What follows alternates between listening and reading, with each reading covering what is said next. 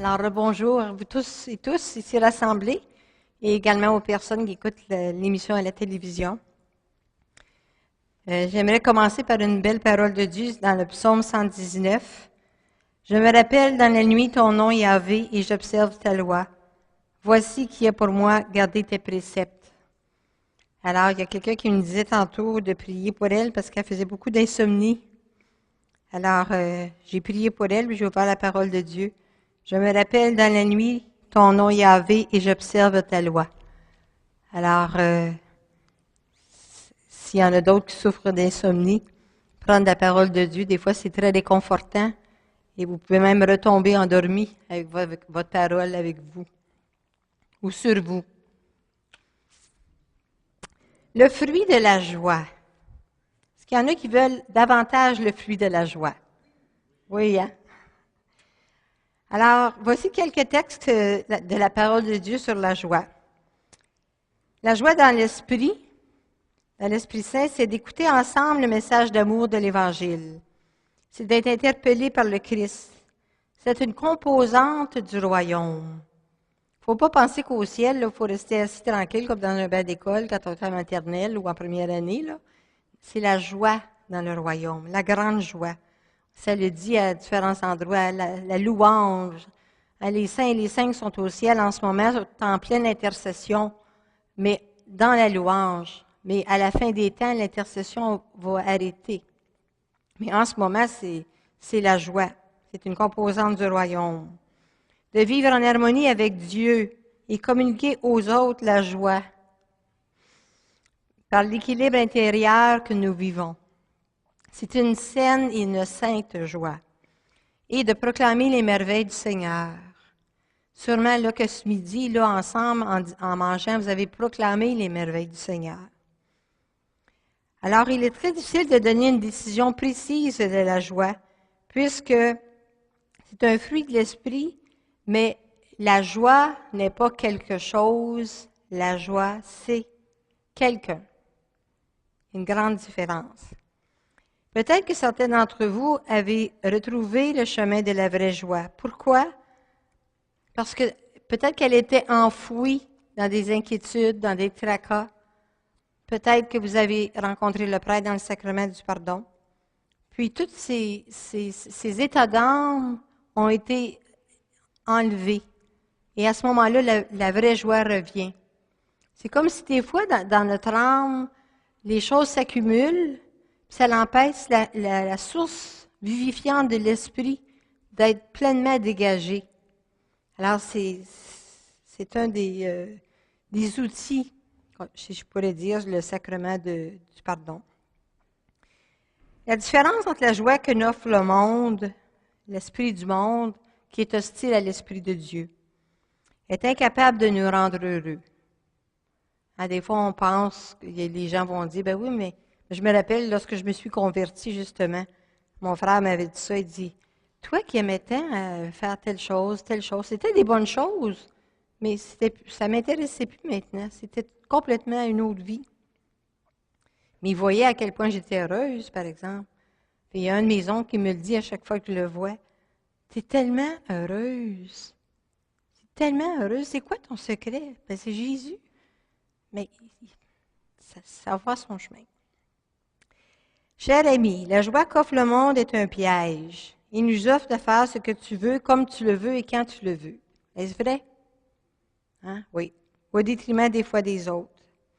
L'esprit du monde véhicule une anesthésie progressive concernant tout ce qui est Dieu et qui vient de Dieu. Je répète. L'esprit du monde véhicule une anesthésie progressive concernant tout ce qui est Dieu et qui vient de Dieu. Alors, si c'est une anesthésie progressive, on ne s'en aperçoit pas. Le danger, c'est que la joie que l'esprit du monde propose peut nous anesthésier une personne croyante sans qu'elle s'en rende compte. C'est pour ça que des fois, si vous avez des amis qui disent, mais moi, je pense que je vais aller faire du Reiki, je pense que je vais aller, vous avez votre devoir de témoin d'enfant de Dieu à réaliser à ce moment-là. Parce que vous savez que ce n'est pas selon la vie dans l'esprit. Donc, il y a, en effet, joie et joie. Il y a la fausse joie du monde, puis il y a la belle joie dans l'Esprit Saint. La conclusion la plus importante qu'on peut tirer des réflexions sur l'esprit du monde et la fausse joie, c'est celle de l'espérance chrétienne, qui nous fait découvrir le pardon et la guérison. C'est la prise de conscience de l'amour de Jésus, de la manière qu'il aborde les pécheurs en leur offrant la possibilité d'être guéris et sauvés. Le paralytique qui est descendu par le toit. Lève-toi, prends ton grabat et marche.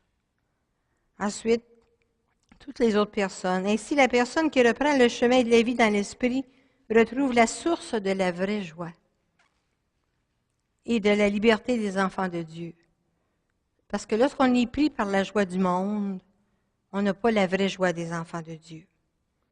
L'auteur que vous connaissez sûrement, Paul Claudel, écrit « Seuls les chrétiens possèdent la joie ou on a la possibilité de la posséder, car ce qu'est la vraie joie, Dieu seul peut nous le révéler, comme nous le cite Matthieu, « Entre dans la joie de ton maître ».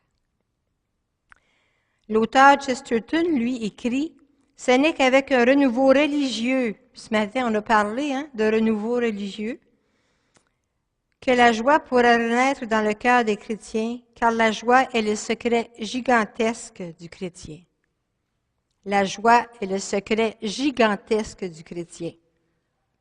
Ce n'est pas juste un secret, c'est un secret gigantesque.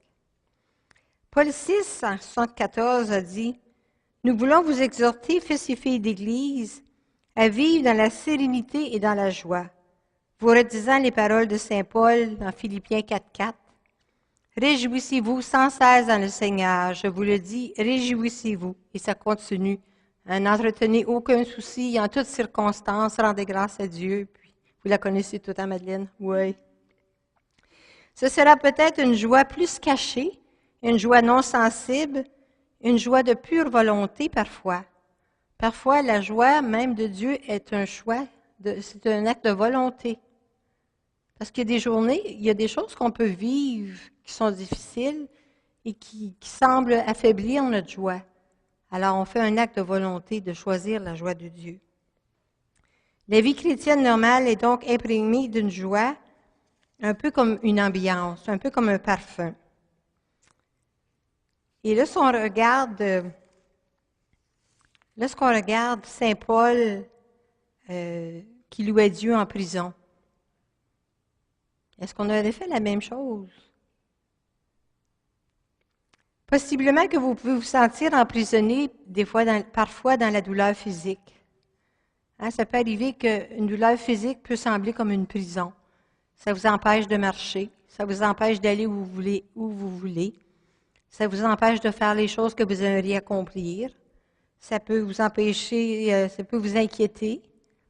Disons que vous avez sans cesse des migraines, vous vous dites peut-être j'ai un cancer au cerveau. C'est des choses qui nous emprisonnent. Mais le Christ est venu pour nous donner la vie. Et comment il nous a donné la vie? En abondance, et selon d'autres traductions bibliques, en surabondance.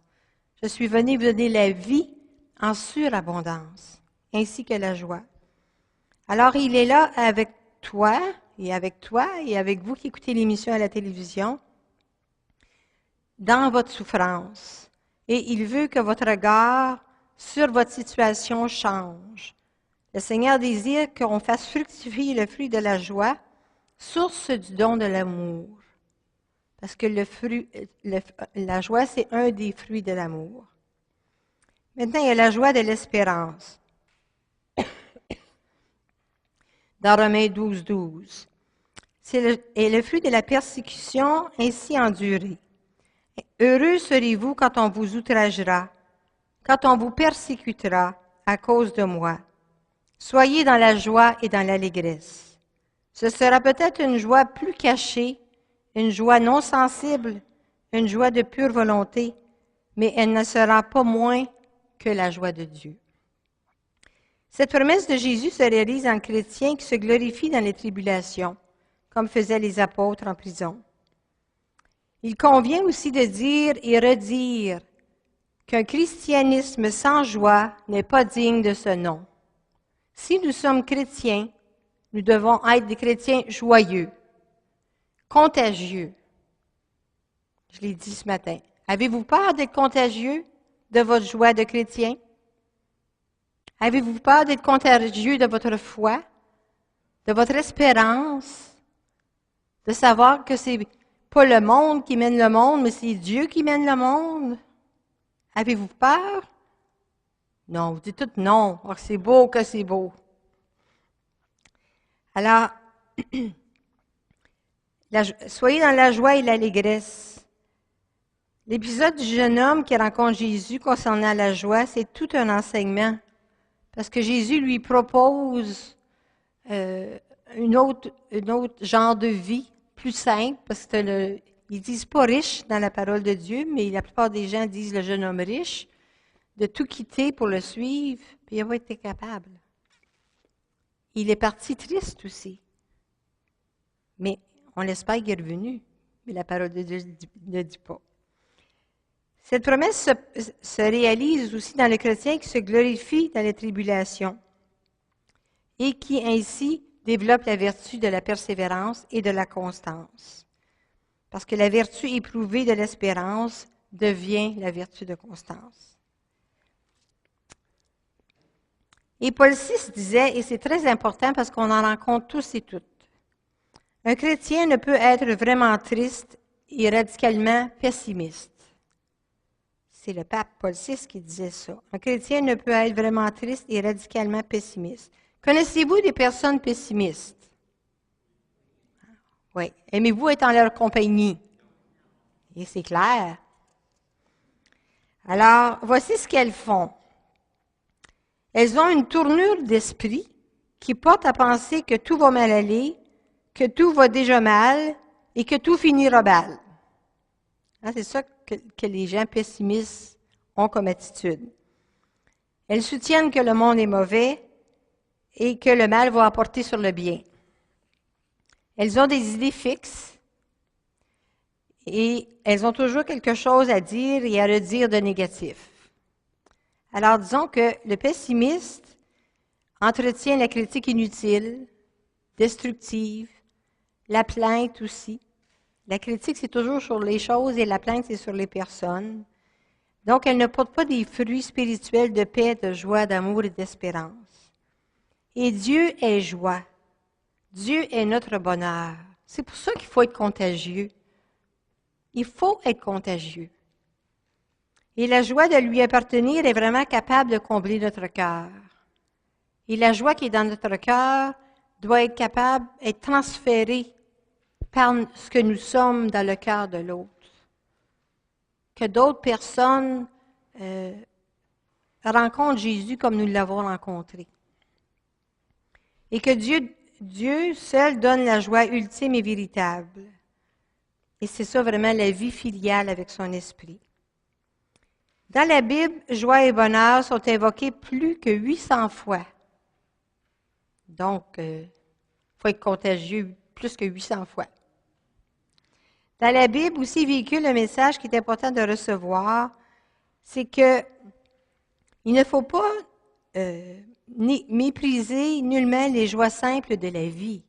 Ça ne veut pas dire qu'on ne peut pas aller au restaurant, qu'on ne peut pas aller au théâtre, voir un bon film. C'est celle aussi de se retrouver ensemble, les célébrations familiales. Mais par contre, il faut que s'il y a des conversations négatives qui commencent à la table, prier, justement pour que ça revienne à un rassemblement de joie et non à des jérémiades. Ça se plaint ou ça parle de quelqu'un d'autre. Puis, moi, je me rappelle, j'avais commencé ça une fois converti au travail. Lorsqu'il se mettait à parler de quelqu'un d'autre qui était absent, quelqu'un qui était absent, je disais, mais si vous voulez, on va reprendre la conversation quand la personne va être présente. On a laissé la conversation n'était jamais reprise. On ne parle pas des absents. On peut en parler en bien, mais ce n'était pas nécessairement le cas. Et ces joies humaines dont je vous parlais, ça plaît à Dieu. Dieu nous veut joyeux.